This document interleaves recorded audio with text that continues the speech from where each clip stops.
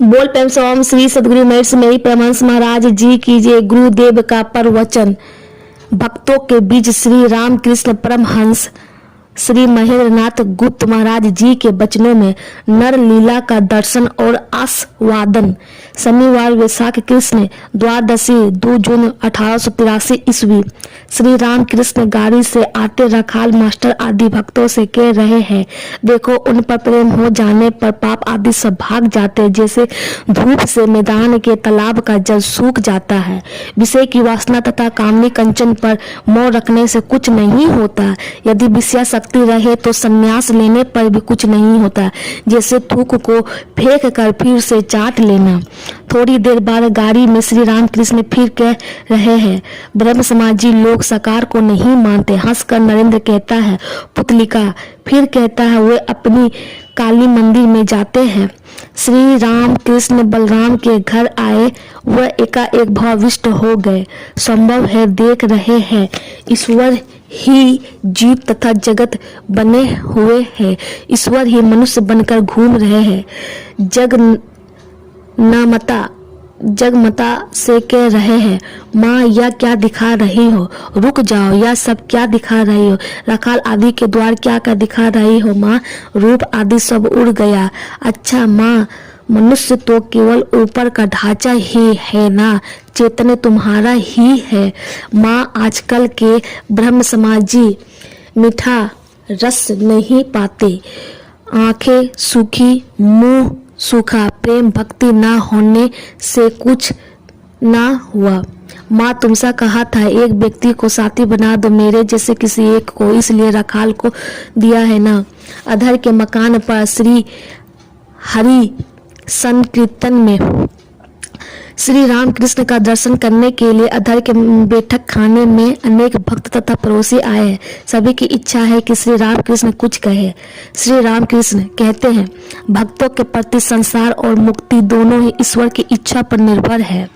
उन्होंने ही संसार में अज्ञान बनाकर रखा है। जिस समय पर वह अपनी इच्छा से पुकारेंगे उस समय उसे मुक्ति होगी। लड़का खेलने गया, खाने के समय माँ बुला लेती है। जिस समय वे मुक्ति देंगे उस समय वे साधु संग करा देते हैं और फिर अपने को पाने के लिए व्याकुलता उत्पन्न कर देते हैं। पड़ोसी कहते हैं, महाराज किस प्रकार व्याकुलता होती है। श्री राम कृष्ण कहते हैं, नौकरी छूट जाने पर किरानी को जिस प्रकार व्याकुलता होती है, उस प्रकार जिस प्रकार रोज ऑफिस में घूमता है और पूछता रहता है, साहब कोई नौकरी की जगह खाली हुई। व्याकुलता होने पर मनुष्य छटपटा जाता है, कैसे ईश्वर को पाओ।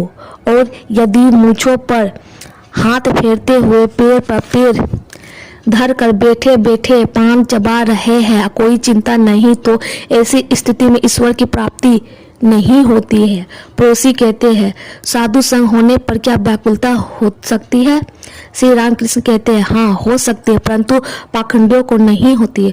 साधु का कमंडल चारों धाम होकर आने पर ही कुएं का कुआं ही रह जाता है।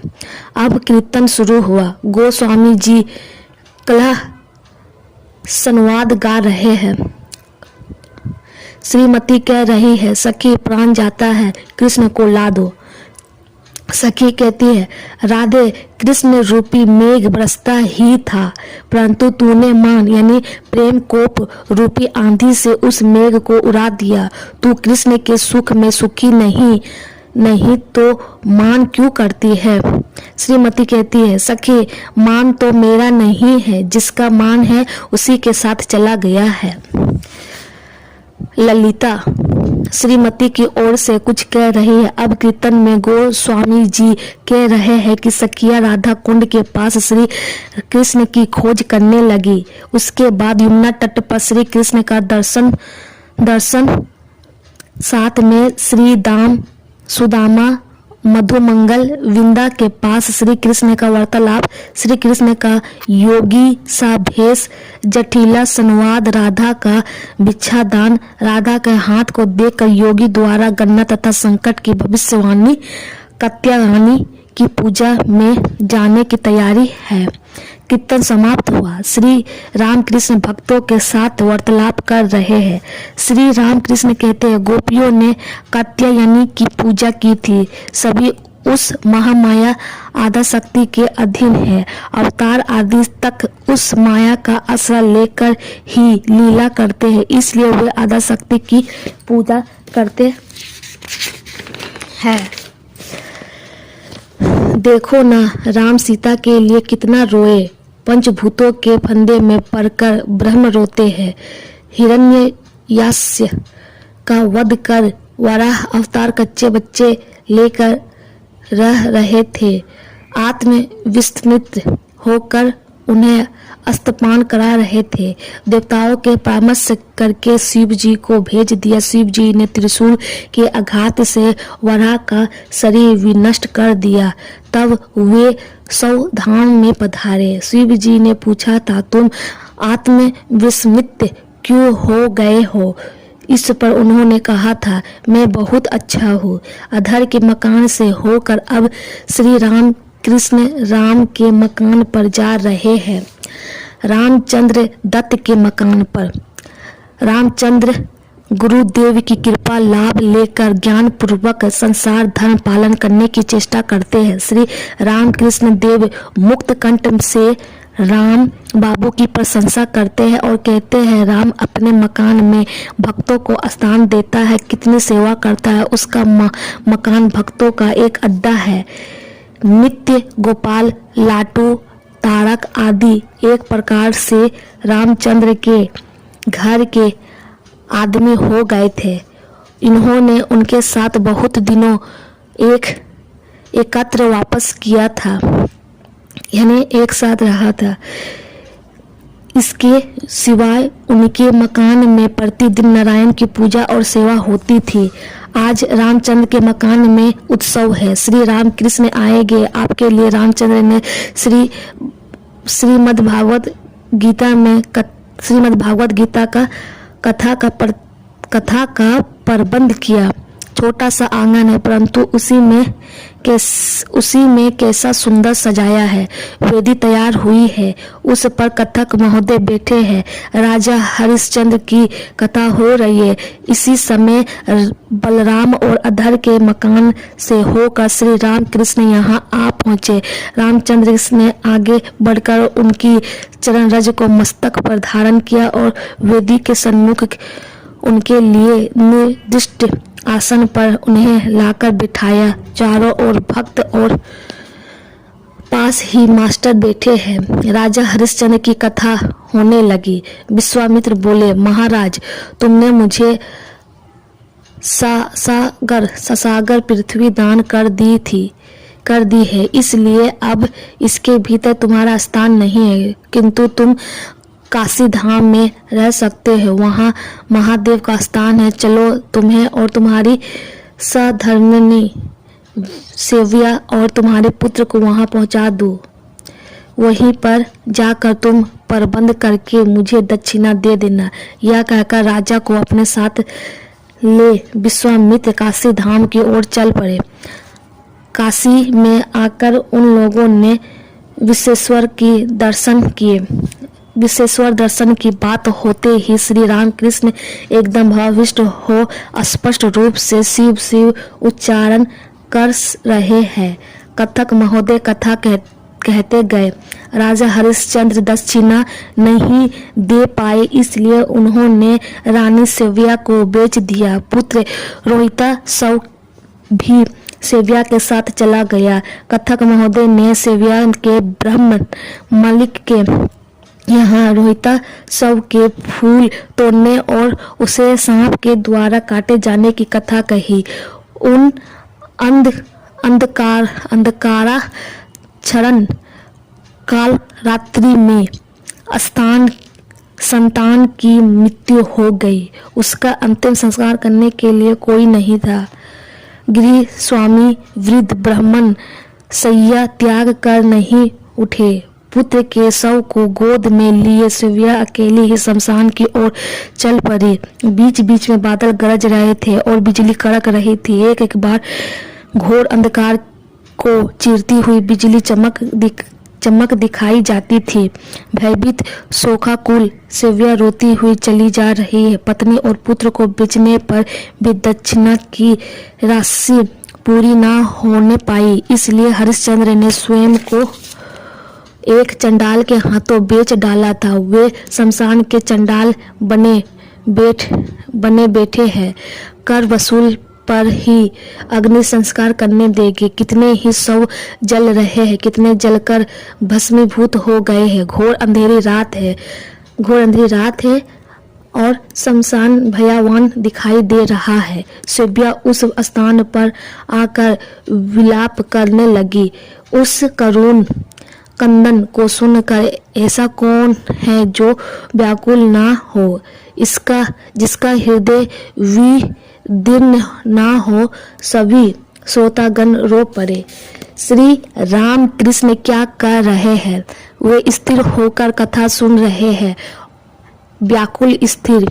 केवल एक बार आंख के कोने में एक बूंद सा आंसू झलक उठा, पर आपने उसे पोंछ डाला। आपने अधीर होकर रुदन क्यों नहीं किया? अंत में रोहिता सब को जीवन दान, सब लोगों को विश्वेश्वर दर्शन और हरिश्चंद्र का पुण्य राज लाभ वर्णन कर कथक महोदय ने कथा समाप्त की। श्री रामकृष्ण बहुत समय तक वेदी के सन्मुख बैठ कर कथा सुनते रहे। कथा समाप्त होने पर बाहर के कमरे में जाकर बैठे। चारों ओर भक्त मंडली बैठी है। कथक भी पास आकर बैठ गए। श्री रामकृष्ण कथक से बोले, कुछ उर्दव संवाद कहो। मुक्ति और भक्ति, गोपी प्रेम। कथक कहने लगे, जब उद्धव वृंदावन आए, गोपियां और ग्वाल बाल के दर्शन के लिए व्याकुल हो दौड़कर उनके पास गए। सभी पूछने लगे, श्री रामकृष्ण कैसे हो? क्या वे हम लोगों को भूल गए हैं? क्या वे हम लोगों का स्मरण नहीं करते? यह कहकर कोई रोने लगा, कोई उनके साथ ले वृंदावन के अनेक स्थानों को दिखलाने और कहने लगा, इस स्थान में हम श्री कृष्ण के साथ गोवर्धन धारण किया था। यहाँ पर धेनुकासुर और वहाँ पर सटकासुर का वध किया था। इस मैदान में गायों को चराते थे। इसी यमुना के तट पर वे विरह करते थे। यहाँ पर ग्वाल बालों सहित कीड़ा करते थे। इस कुंज में गोपियों के साथ वार्तालाप करते थे। उद्धव बोले, आप लोग श्री कृष्ण के लिए इतने व्याकुल क्यों हो रहे? वे तो सर्वभूतों में व्याप्त है। वे साक्षात नारायण हैं, उनके सिवाय और कुछ नहीं। गोपियों ने कहा, हम यह सब नहीं समझ सकते। लिखना पढ़ना हमें नहीं मालूम। हम तो केवल अपने वृंदावन बिहारी कृष्ण को जानती है, जो यहाँ बहुत कुछ लीला कर गए हैं। उद्धव फिर बोले, वे साक्षात नारायण हैं, उनकी चिंता करने से पुनः संसार में नहीं आना पड़ता, जीव मुक्त हो जाता है। गोपियों ने कहा, हम मुक्ति आदि ये सब बातें नहीं समझती।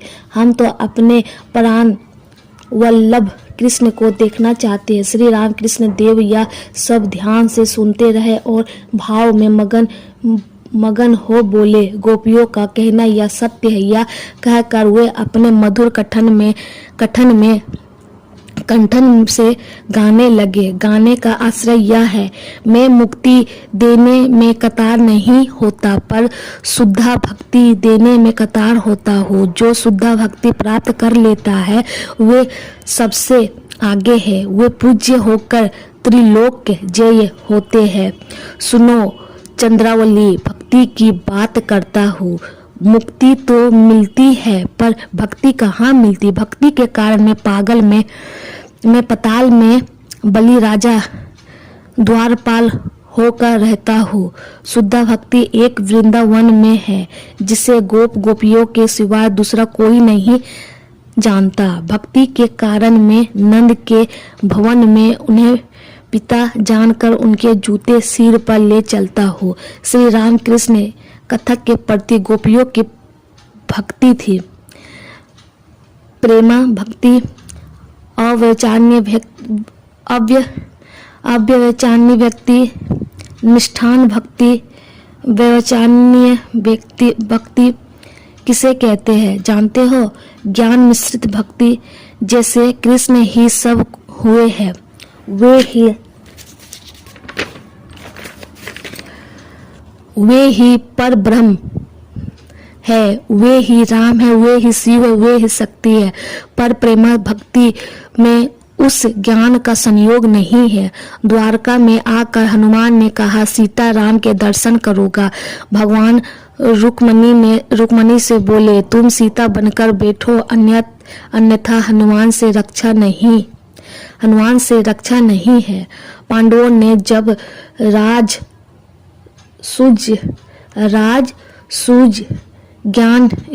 यज्ञ किया, उस समय देश देश के नरेश युधिष्ठिर को सिंहासन पर बैठा कर प्रणाम करने लगे। विभीषण बोले मैं एक नारायण को प्रणाम करूंगा और दूसरे को नहीं। यह सुनकर भगवान स्वयं भूमिष्ठ होकर युधिष्ठिर को प्रणाम करने लगे। तब विभीषण ने राजमुकुट धारण किए हुए भी युधिष्ठिर जी को अष्टांगन प्रणाम किया। किस प्रकार जानते हो? जैसे घर की बहू अपने देवर, जेठ, ससुर और स्वामी सबकी सेवा करती है, पैर धोने के लिए जल देती है, अंगोछा देती है, पीढ़ा रख देती है, परंतु दूसरी तरह का संबंध एकमात्र स्वामी के साथ रहता है।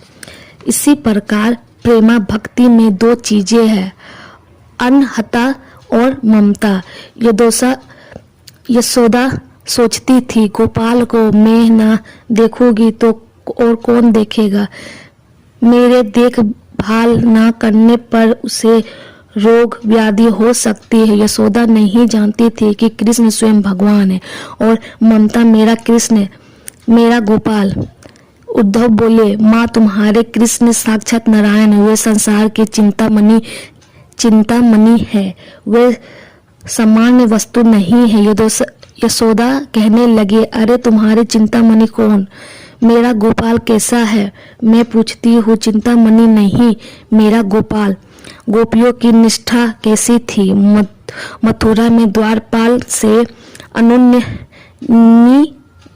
विनय कर वे सभा में आई। द्वारपाल उन लोगों को कृष्ण के पास ले गए।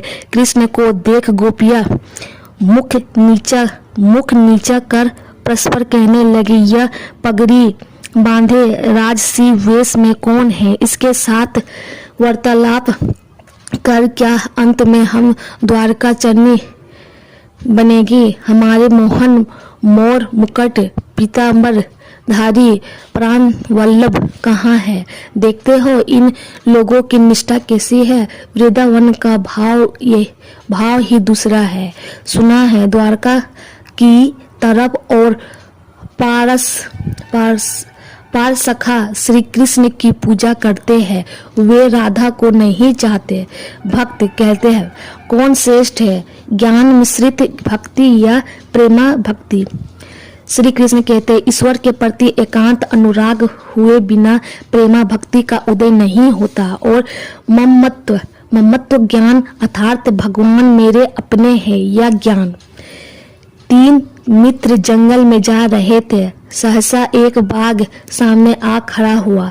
एक आदमी बोला भाई अब सब आज मरे। दूसरा आदमी बोला क्यों मरेंगे, क्यों, आओ ईश्वर का स्मरण करें।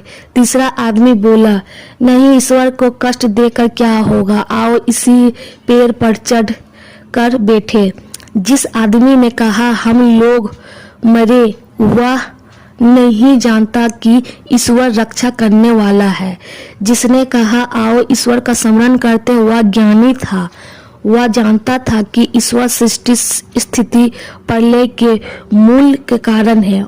और जिसने कहा भगवान को कष्ट देकर क्या होगा, आओ इसी पेड़ पर चढ़ बैठे, उसके भीतर प्रेम उत्पन्न हुआ था, स्नेह ममता का भाव आया था।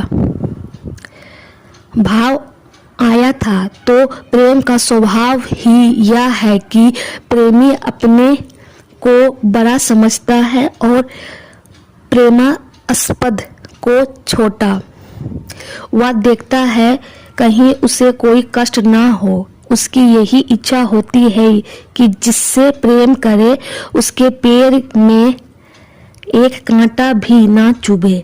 श्री राम कृष्ण देव तथा भक्तों को ऊपर ले जाकर अनेक प्रकार के मिष्ठान आदि से राम बाबू ने उनकी सेवा की। भक्तों ने बड़े आनंद से प्रसाद पाया। बोल प्रेम से ओम श्री सद्गुरु